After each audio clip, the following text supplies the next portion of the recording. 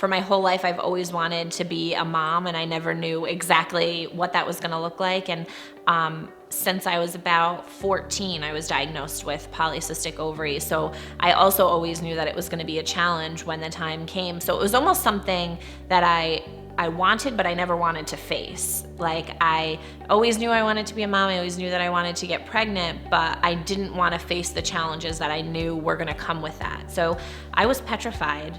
And then you come here and it's beautiful and it's calm and the music is playing and everyone is friendly. So it dissipated quickly, and it's almost like a safe place here, being in a same-sex relationship, because we've never had a moment where I didn't feel like it was not accepted or there was an issue or anybody felt a certain way about it.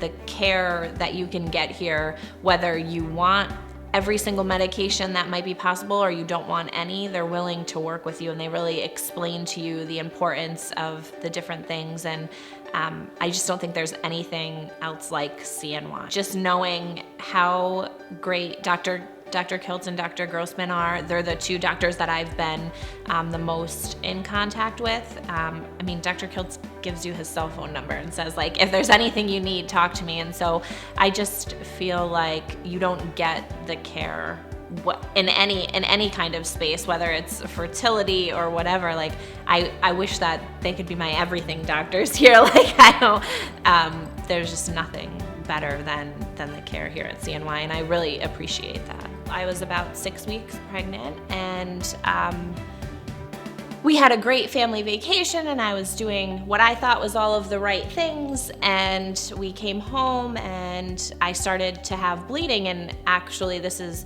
another reason why I love CNY, because it was midnight and I woke up and I was bleeding and I was crying hysterically and I didn't know what to do, and I called CNY. And I was able to talk to a nurse in the middle of the night, and she was able to, to counsel me through. And she said, you have to be positive. We don't know 100%. We'll see you in the morning. If you want to go to the emergency room, you can, but I wouldn't want to put you through that. There's nothing that's going to stop anything that's happening. So, you do what makes you comfortable. And then they were able to get me here first thing in the morning and get an appointment. And although my heart was broken, I almost felt worse for my nurses and the friends that I made here, because they were just as heartbroken for me and my wife. So it was very tough, but because of the support system that I had here, it was a little bit easier. And they were with me every step of the way. Every time I was angry that my numbers weren't going down and I couldn't try again, they were angry with me. They, I don't know if I was someplace else that I would have been able to rebound the way that I did and really try again, because it's because of the people here and the way they treated me and my wife that we felt comfortable and confident in doing it again. Last January, at the end of January, I had a procedure with Dr. Grossman, the hysteroscopy, laparoscopy. And he was able to remove some endometriosis and do some other things to help. We decided to change things up. I started using the CBD oil. I used the antihistamine protocol, and I just tried to get myself to really fall back onto my faith and believing that it could happen. And I was just so excited. And then we got the first pregnancy test, and my beta came back well.